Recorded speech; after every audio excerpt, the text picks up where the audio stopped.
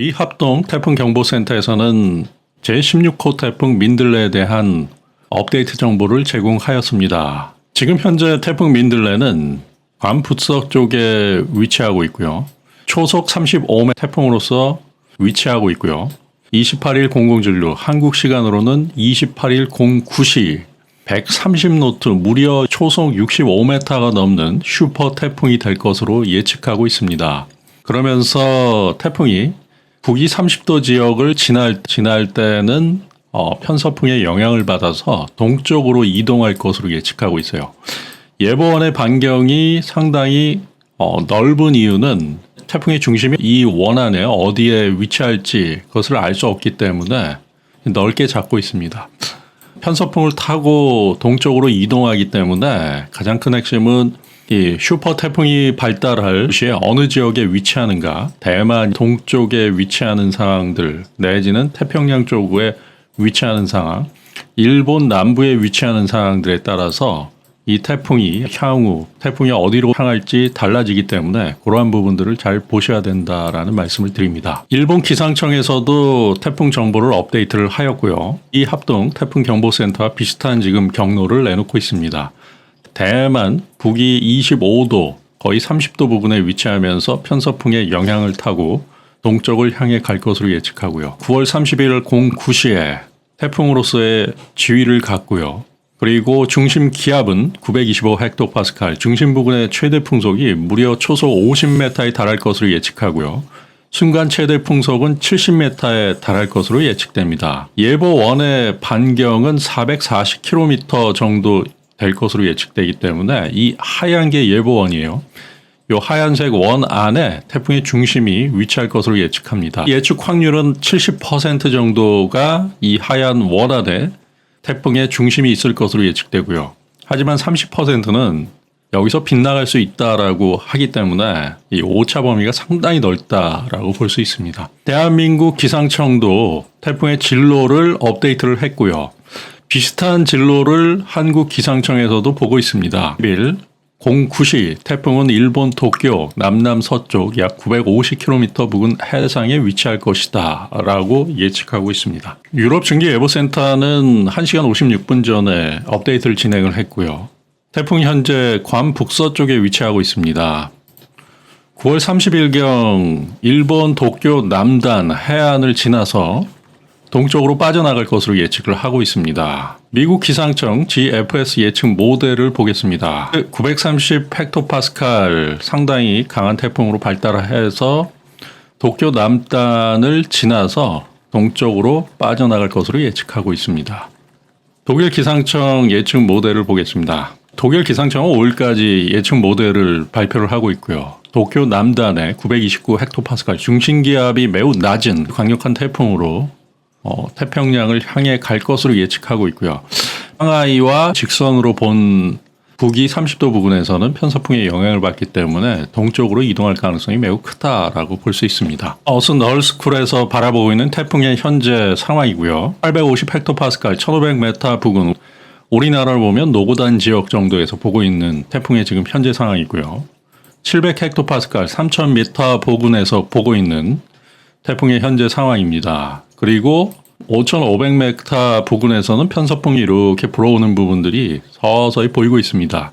현재는 무역풍을 타고 서쪽으로 이동하고 있지만 북위 30도 부근에서는 편서풍이 형성되기 때문에 동쪽으로 이동한다라고 보시면 됩니다. 대만 쪽으로 붙는다라고 하면 그때는 편서풍을 타고서 대한민국이나 일본 쪽으로 이동할 가능성이 큰데 만약 상해에서 직선거리로 북위 30도 부근에 위치했을 때 일본 쪽에 위치한다라고 하면 이게 일본이나 아니면은 태평양 동쪽으로 빠져나갈 가능성이 매우 크다라고 볼 수 있습니다. 250헥토파스칼 1500m 상공에서 바라보고 있는 지금 현재 공기의 흐름입니다. 편서풍이 이렇게 흘러가고 있고요. 이 빨간색으로 나타나는 부분들이 제트 기류다. 편서풍 중에서도 가장 강한 기류다라고 해서 제트 기류다. 이렇게 이야기되고 있고요.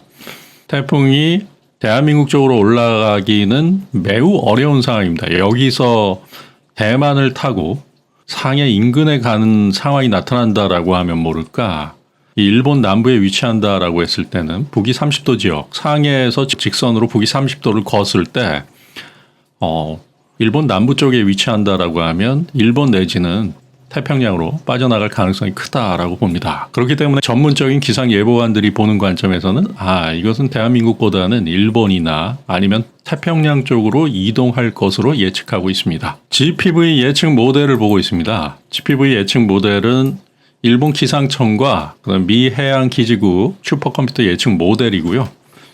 계속적인 업데이트 정보를 내놓고 있습니다. 현재 업데이트된 모델은 9월 24일 21시에 업데이트되었고요. 동해 쪽으로 빠져나갈 것으로 예측되는데 일본에 일정 부분 피해갈 수 있다. 일본 기상청이나 일본 기상협회 쪽에서 유심히 바라보고 있는 상황입니다. 그리고 뉴스를 통해서도 태풍의 앞으로의 상황을 계속적으로 주시하고 있습니다. 이번 발달된 태풍이 일본에 상륙할 경우 매우 강력한 태풍이 될 수 있기 때문에 일본은 매우 긴장하고 있는 상황이다라고 보시면 됩니다. 일본은 올해 상당히 많은 기상 이변을 겪었고요. 대한민국 입장에서는 어떻게 보면 고맙게 생각해야 되지 않나라고 봅니다. 한국에 있어서 방파제 역할을 좀 해주기 때문에 우리에게 피해를 줄여줄 수 있는 역할을 많이 하고 있다라고 봐요. 만약 일본이 없다라고 하면 태풍이 가장 발달했을 때 대한민국을 그대로 관통할 수 있는 상황이 나타날 수 있기 때문에 일본이 대한민국으로서는 방파제 역할을 하고 있다라고 보고요. 만약 이번 태풍이 일본을 향해 간다라고 해도 일본 분들에게 피해가 없기를 바랍니다. 일본 기상협회에서 보고 있는 앞으로의 일기도고요. 9월 27일, 28일, 9월 29일의 경우에는 이제 태풍의 영향권이고요. 그러면서 9월 30일, 10월 1일, 10월 2일 대한민국은 상당히 완연한 가을 날씨가 될 것으로 봅니다. 곡식을 수확하기에도 아주 좋은 날씨가 지속될 것으로 예측되는데요. 이 태풍이 앞으로 어떤 영향을 끼칠지 이것이 일본을 훑고 지나간다라고 해도 상당히 강력한 태풍이기 때문에 대한민국도 이 태풍의 영향이 있을 수밖에 없다라고 봅니다. 일본 기상청에서 보고 있는 단기 일기도입니다. 9월 25일 09시 현재고요. 9월 25일 21시, 26일 21시 태풍이 올라오면서 이것이 어디로 향할지에 따라서 앞으로의 기상 상황 변화가 예측된다. 태풍과 기상 이변 모든 컨텐츠의 경우에는 매일매일 업데이트되는 정보들을 받아가지고 그것을 영상을 제작하고 있고요. 또한 실시간으로 이것을 빠르게 제작하면서 농사를 짓는 분들이시나 관련이 있는 일에 종사하시는 분들의 경우에는 중대한 지금 상황들, 그러한 핵심적인 부분들을 계속적으로 알려주는 부분들이 필요하다라고 봐요. 대한민국 한국기상청이 모든 걸 다 할 수 있다라고 하면 유튜브가 필요가 없겠죠. 현재는 기상과 날씨, 슈퍼컴퓨터가 예측하는 그러한 기상과 날씨입니다. 과거와는 틀려요. 이건 확률 싸움이고 누가 더 정확한 정보를 빠르게 전달하느냐의 싸움입니다. 앞으로는 상호 커뮤니케이션, 내가 요구하는 정보가 있다라고 했을 때 그것을 바로바로 알려줄 수 있는 사람이 필요한 거예요. 그게 슈퍼컴퓨터가 한다라고 하면 보다 정확하고 빠르게 정보를 전달할 수 있습니다.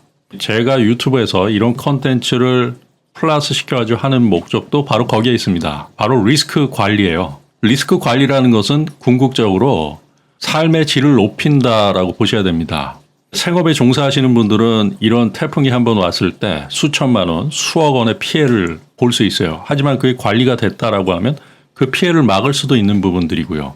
우리 기상청이 세세한 부분까지의 역할은 하기 쉽지 않는 거죠.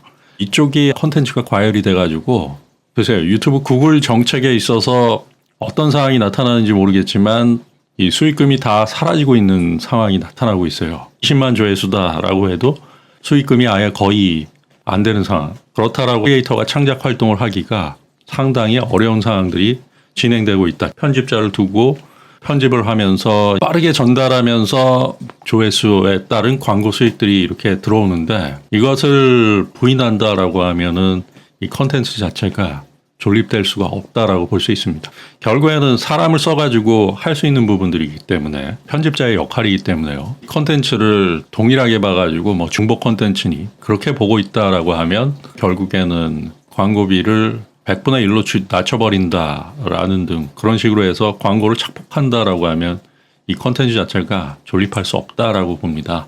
전 세계 시가총액 1위 구글에서도 이러한 부분을 잘 보고 크리에이터의 창작 활동에 사업 파트너로서 윈윈하는 자세가 필요하지 않나라는 말씀을 드립니다. 여러분들은 좋은 컨텐츠들을 잘 파악해가지고 많은 정보를 얻어서 그것을 통해서 삶의 질을 높이시길 바랍니다. 감사합니다.